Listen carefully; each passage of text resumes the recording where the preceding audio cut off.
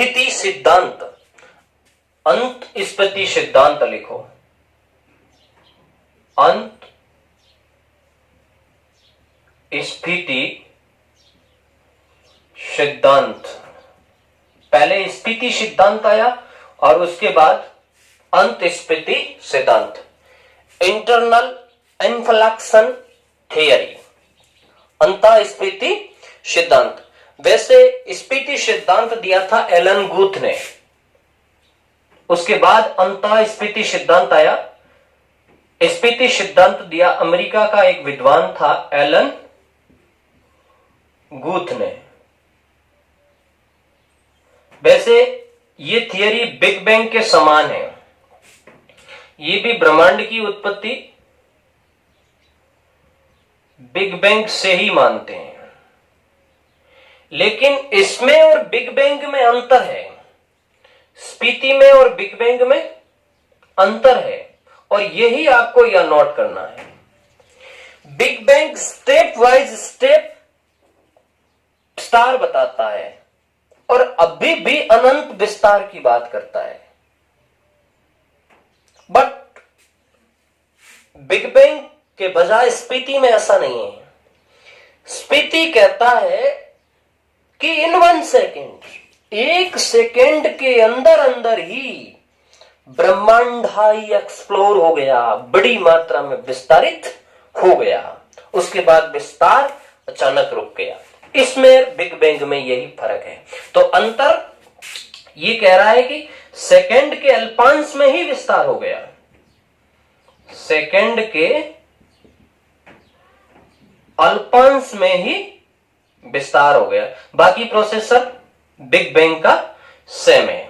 ये स्पीति की थ्योरी, लेकिन स्पीति के बाद कुछ विद्वानों ने इसको मॉडिफाई करके अंत स्पीति बताया, इंटरनल इन्फ्लेक्शन बताया। अब ये थोड़ा सा स्पीति से भिन्न है। थोड़ा उस चित्र में जाइए जो अपन ने बिग बैंग में बनाया था कि भाई ये सिंगुलरिटी थी, विलक्षणता थी, इसमें बिग बैंग हुआ, बिग बैंग होने के बाद ये हुआ, यहां क्वांटम फ्लेक्शन हुआ, क्वांटम अस्थिरता आई, और यहां इन्फ्लेक्शन हुआ, स्फीतीकरण हुआ। बिग बैंग में देख, एक बात बताऊं, ये यहां से सिंगुलरिटी से, बिग बैंग से, 0 सेकेंड से 1 डायरेक्शन, एक ही दिशा के अंदर यूनिवर्स का निर्माण बताया जा रहा है, जिन्हें आवर यूनिवर्स कहते हैं, हमारा ब्रह्मांड कहते हैं। बिग बैंग एक ब्रह्मांड की बात करता है, बड़ी गजब की बात यहां नोटिस करने लायक है। बिग बैंग एक ब्रह्मांड की बात करता है, जबकि अंतःस्फीतीकरण वाले कहते हैं कि बिग बैंग की 1 डायरेक्शन में एक ब्रह्मांड बना होगा, तो बाकी वाली डायरेक्शन में भी ब्रह्मांड बने होंगे। एक स्फीतीकरण यहां हुआ होगा तो दूसरा स्फीतीकरण इस साइड में भी हुआ होगा, ऐसे तीसरा स्फीतीकरण इस साइड में भी हुआ होगा, ऐसे एक स्फीतीकरण इस साइड में भी हुआ होगा, ऐसे एक इस साइड में भी हुआ होगा, एक इस साइड में हुआ होगा, एक इस साइड में हुआ होगा। ब्रह्मांड एक नहीं, ब्रह्मांड बहुत सारे हैं, ये बात अंतःस्फीतीकरण सिद्धांत कहलाती है। तो ये जो थ्योरी है अंतःस्फीतीकरण की, ये बहु ब्रह्मांड कल्पना पर आधारित है। तो लिख दो, ये बहु ब्रह्मांड कल्पना पर आधारित है। हमारा एक यूनिवर्सल है जिसका फिजिक्स अपना फिजिक्स है, उसकी भौतिकी लॉ अपनी लॉ है। हो सकता है स्फीतीकरण के बाद इलेक्ट्रॉन, प्रोटॉन, न्यूट्रॉन, हमारे ब्रह्मांड, अवर ब्रह्मांड की बात करता हूं, इलेक्ट्रॉन, प्रोटॉन, न्यूट्रॉन बने, जिसकी वजह से तापनाभिक की रिएक्टर हुआ, तापनाभिक के रिएक्टर होने से हाइड्रोजन के तटस्थ अणु बने, हाइड्रोजन के तटस्थ अणु बनने की वजह से CMBR आया, CMBR ने जो हाइड्रोजनिक पुंज क्रिएट किए जिसकी वजह से स्टार्स बने, स्टार्स ग्रुप बने और गैलेक्सीज आई। ये हमारा ब्रह्मांड है। अंतःस्फीतीकरण के विद्वान कहते हैं कि ऐसे बहुत सारे ब्रह्मांड होंगे और बाकी वाले ब्रह्मांड के लॉज ऑफ यूनिवर्स अलग हो सकते हैं, उसके नियम अलग हो सकते हैं। हमारे यहाँ सुपर क्लस्टर ऑफ गैलेक्सीज है तो वहां कुछ अलग हो सकता है। कुछ भी हो, वो बहु ब्रह्मांड की बात करते हैं। तो ये हो गया अंतःस्फीतीकरण सिद्धांत। ब्रह्मांड की उत्पत्ति तो बिग बैंग से हुई है, लेकिन बिग बैंग के बाद जो स्फीतीकरण हुआ, यूनिवर्स बने, एक यूनिवर्स नहीं बहुत सारे यूनिवर्स बने। That is clear. ये हो गया अंतःस्फीतीकरण सिद्धांत जो एलन गुथ की थ्योरी के आधार पर था। ये तीसरा सिद्धांत हो गया। पहला बिग बैंग, दूसरा स्थिर अवस्था स्टडी स्टेट थ्योरी, तीसरा इंटर रिफ्लेक्शन थ्योरी। उसके बाद चौथा लिखो ऑसिलोशन, यूनिवर्सल ऑसिलोशन थ्योरी, ब्रह्मांडीय दोलन सिद्धांत, ब्रह्मांडीय दोलन सिद्धांत और कोष्टक में लिख दो चक्रीय ब्रह्मांडीय दोलन। यूनिवर्सल ऑसिलेशन दो है, यूनिवर्सल ऑसिलेशन थ्योरीज दो है, एक साइकिल है और एक ब्रेन थ्योरीज है। तो ये साइकिल है और साइकिल का जो चक्कर है उसको दिया था संडेजा ने, अपने पूर्व में भी पढ़ा था। ये थ्योरी दी है संडेजा ने, वैसे कोई बड़ी थ्योरी नहीं है और ज्यादा मान्य थ्योरी नहीं है। उत्पत्ति ये भी कह रहा है कि बिग बैंग से हुई, लेकिन ये अजीबोगरीब थ्योरी है। ये कह रहा है यार बिग बैंग एक नहीं हुआ है अभी तक, ए लोटो जो टाइम साइकिल तुम गिन रहे हो वो अभी चल रहा है। न जाने इससे पहले कितने बिग बैंग हुए होंगे, कितने स्फीतीकरण हुए होंगे, कितनी बार हाइड्रोजन साले ये जो बना होगा, प्रोटॉन न्यूट्रॉन वगैरह बना होगा और फिर क्लस्टर ऑफ गैलेक्सीज बनी और फिर बिग क्रंच हो गया, फिर बिग क्रंच के बाद फिर बिग बैंग, फिर प्रोसेस, फिर बिग क्रंच। तो ये कहता है कि जो बिग बैंग आप एक बता रहे हो, ये आज तक एक बिग बैंग नहीं कई बिग बैंग और बिग क्रंच हुए। तो इसका जो चक्र है लिख दो बिग बैंग, बिग बैंग व बिग क्रंच का चक्र चलता रहता है और कई बार बिग बैंग व बिग क्रंच हो चुके हैं। तो थोड़ा सा बिग बैंग से ये अलग है, ये कई बार बिग बैंग कर चुका है। आज वाला बिग बैंग हो सकता है 15 अरब वर्ष पहले हो, लेकिन इससे पहले भी टाइम हो सकता है। आप 15 अरब की बैक, ये कह रहा है कि 15 अरब की बैक स्ट्रीम जाओ, 15 अरब से भी बैक जाओ, वहां तुम्हें बिग क्रंच मिलेगा। फिर उससे बैक जाओ, शानदार यूनिवर्सल मिलेगा। फिर उससे बैक जाओ, सुपरनोवा और गैलेक्सीज की प्रोसेस मिलेगी। फिर उससे बैक जाओ, हाइड्रोजन के तटस्थ अणु मिलेंगे। फिर बैक जाओ, अंत में जाओगे तो हो सकता है कि एक टाइम ऐसा आएगा फिर वहां दूसरा बिग बैंग मिलेगा। तो बिग बैंग और बिग क्रंच का चक्कर चलता रहता है। ये ब्रह्मांडीय दोलन सिद्धांत या चक्रीय सिद्धांत कहलाता है। उसके बाद अगला जो सिद्धांत है ये अलग है, ब्रह्मांडीय दोलन सिद्धांत का ब्रेन थ्योरी। उसका लिख दो ब्रह्मांडीय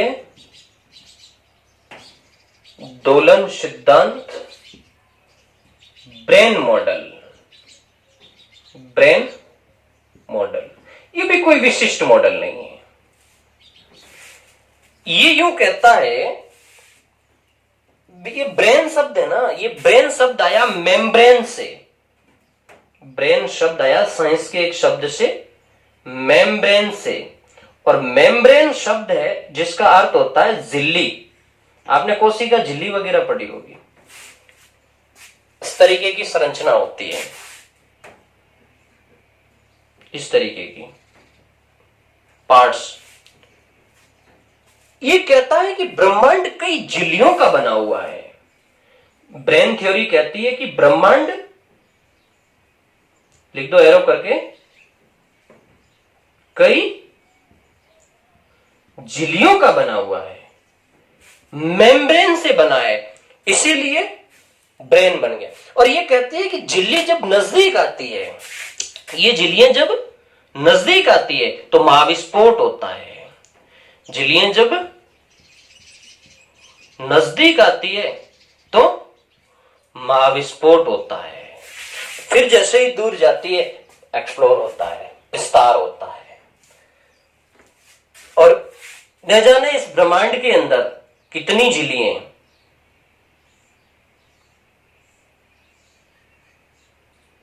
इस तरीके की ये संरचना बताते हैं, ये सारी झिल्लियां हैं।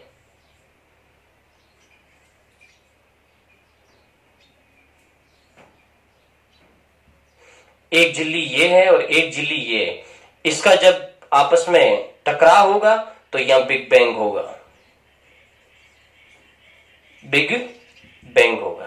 तो ये ब्रेन मॉडल है, ब्रह्मांडीय दोलन का ब्रेन मॉडल। उसके बाद पांचवा है अनोखे सिद्धांत।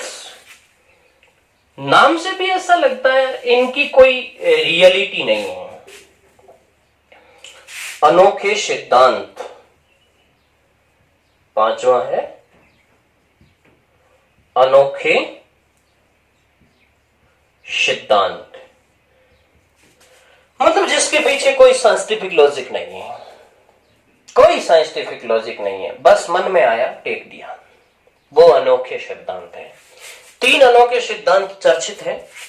पहला है होलोग्राम थ्योरी। होलोग्राम थ्योरी, ब्रह्मांड क्या है? एक होलोग्राम है। आपको होलोग्राम क्या है? कोई इमेज है जो बिग बैंग से आपने बनाई हुई इमेज है, काल्पनिक इमेज है और कुछ नहीं है। और ये अनंत एरिया है, एक स्पेयर है, बहुत बड़ा गोला है, और उस गोले के ऊपर उस होलोग्राम को चिपका दिया जो तुम्हारे दिमाग में बैठा हुआ है कि ये ब्रह्मांड है, आकाश गंगाएं, नियारिकाएं, तारे, पेंट्स वगैरह, ये सब एज ए होलोग्राम है। यार ये तो बड़ी गजब की बात है। और वो कह रहे हैं कि उस 3D को चलाने वाला कोई और है और वो अदृश्य है, तुम्हें पता ही नहीं है। वो जैसा चाहता है वैसा तुम्हारे दिमाग के अंदर होता है। एक अकल्पनीय जिसको कह सकते हैं थियरी है।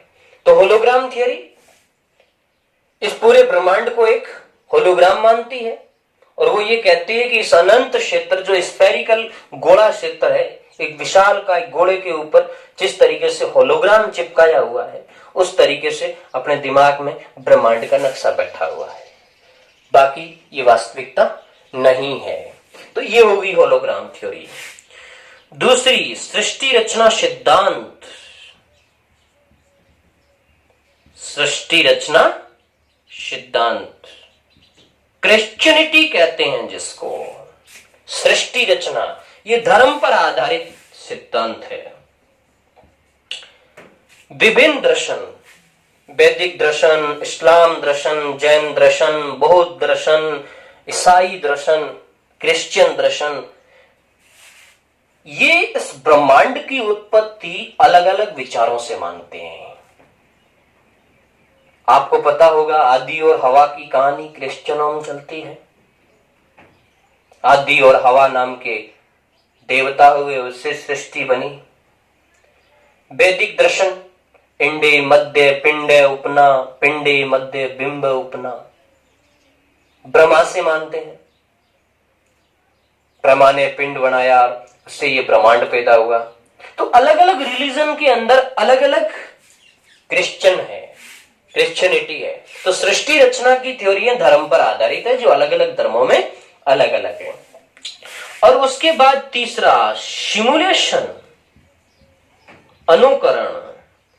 इस थ्योरी को मानने वाले विद्वान कहते हैं कि ब्रह्मांड कुछ नहीं है, इसको चलाने वाला कोई और है, बनाने वाला कोई और है, उसने तुम्हारे दिमाग में जिस तरीके से कंप्यूटर में एक डायग्राम बनाया जाता है उस डायग्राम की तरह सेट कर दिया है।